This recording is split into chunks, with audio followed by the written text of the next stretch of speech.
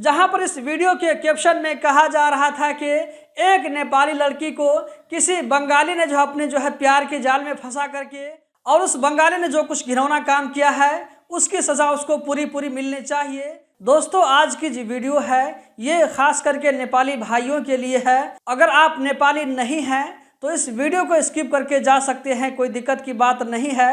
तो चलिए आज की वीडियो हम कंटिन्यू करते हैं। यहाँ पर आप लोगों को एक स्क्रीनशॉट नजर आ रहा होगा जो कि मैंने फेसबुक पेज से इसको स्क्रीनशॉट लिया है। यहाँ पर देख सकते हैं, हेर्नु तो यो वीडियो खाड़ी मुलुक में हाम्रो नेपाली चेली बेटी कसरी ज्यान गुमाउनु परेको छ। दोस्तों, यहाँ पर जो वीडियो के बारे में बात की गई है वो वीडियो की झलक मैं आप लोगों को आगे दिखाने वाला हूँ। उससे पहले मैं आप लोगों को कुछ और भी स्क्रीनशॉट दिखाना चाहता हूं। दोस्तों, यहां पर आप लोगों को एक और पिक्चर नजर आ रहा होगा। इसमें लिखा है नेपाली चेली कुवैतबाट धमाधम गर्भ बोकेर स्वदेश फर्किँदै। यहां पर आप लोगों को एक और स्क्रीनशॉट नजर आ रहा होगा। इसमें लिखा है कुवैत में गर्भ बोकेको अविवाहित युवतीले नेपाल में हवाई जहाज में जन्माइन बच्चा। आखिर में आप लोगों के साथ में एक और स्क्रीनशॉट शेयर करना चाहूँगा, उसके बाद में अपनी बात को जारी रखूँगा। दोस्तों, यहाँ पर लिखा है कुवैतबाट नेपाल आएकी नेपाली चेलीले जहाजको टोयलेटमा बच्चा फालेर हिँडेपछि प्रहरीले यसरी समातियो। दोस्तों, ये जो वीडियो मैं आप लोगों के साथ में शेयर कर रहा हूँ, इस वीडियो का शेयर करने का मकसद मेरा ये नहीं है कि मैं किसी की बेइज्जती करूं या ये कि किसी का इंसल्ट करूं, बल्कि मैं आप लोगों को इस वीडियो को शेयर करके दो मैसेज देना चाहता हूं। तो वीडियो के साथ में आप लोग आखिर तक बने रहें। अगर आप लोगों को ये वीडियो अच्छी लगती है तो वीडियो को आगे जरूर शेयर करें। अब हम आप लोगों को वीडियो दिखाने वाले हैं जो कि मैंने शुरू में आप लोगों को बताया था। दोस्तों, यहाँ पर आप वीडियो देख सकते हैं, ये कुवैत की वीडियो है। इस वीडियो को मैंने जानबूझ करके और भी ब्लर कर दिया है।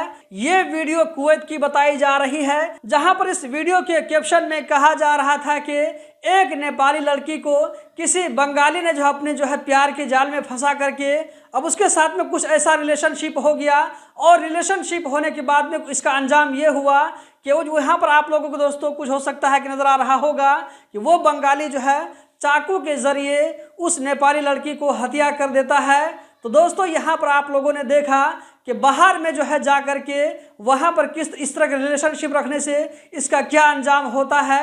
मैंने जो आप लोगों को शुरू में जो स्क्रीनशॉट दिखाया था वही स्क्रीनशॉट ये है, और जो आप लोग अभी मैंने वीडियो दिखाया है तो ये वही वाली वीडियो है जहाँ पर आप लोगों ने देखा कि एक बंगाली ने किस तरह एक नेपाली लड़की प्यार के जाल में फंसाया। उसके बाद इसका अंजाम ये होता है कि वो बंगाली इस लड़की को मार डालता है। तो यहाँ पर हमारी हमदर्दी उस नेपाली लड़की के घर वालों के साथ में है कि उसके साथ में जो इंसाफ मिलना चाहिए और उस बंगाली ने जो कुछ घिनौना काम किया है उसकी सजा उसको पूरी मिलनी चाहिए। चाहे वो जहाँ भी चला जाए उसको भी इसी तरह की सजा मिलना चाहिए जो कुछ इसने यहाँ पर किया है। दोस्तों, अब मैं वीडियो के आखिर में आप लोगों को वो दो मैसेज देना चाहता हूँ जिसके बारे में मैंने पहले कहा था। पहला ये कि आप कोशिश करें, सकभर कोशिश करें कि अपने घर से, चाहे वो आपकी बेटी हो या आपकी सिस्टर हो या कोई भी हो, अपने घर से किसी भी फीमेल को बाहर काम करने के लिए न भेजें। आप लोगों के बाहर जाने देने की वजह से इस तरह वहाँ पर सिचुएशन होता है। और दूसरी बात जो मैं आप लोगों से कहना चाहूँगा वो ये कि अगर किसी के साथ में मजबूरी है, मान लीजिए किसी का बेटा नहीं है, किसी का भाई नहीं है, अगर किसी फीमेल को काम करने के लिए जाना ही पड़ता है तो ऐसे फीमेल को वहाँ पर जा करके होशियारी के साथ में रहना चाहिए। किसी के साथ में रिलेशन नहीं बना करके, रिलेशनशिप बनाने का क्या अंजाम होता है आप लोगों ने यहाँ पर देख लिया वीडियो के अंदर में। तो हमें किसी के साथ में रिलेशनशिप में रहने से पहले इन बातों को जरूर ख्याल में रखना चाहिए। या तो आपका अंजाम इस तरह होगा या ये कि इस तरह भी अंजाम हो सकता है। जरा सोचिए कि आपकी कोई रिलेशन की लड़की अगर वहां से इस हालत में आती है तो आपके दिल पर क्या गुजरेगा, आपके घर वालों पर क्या गुजरेगा, कितनी ज्यादा बदनामी होगी।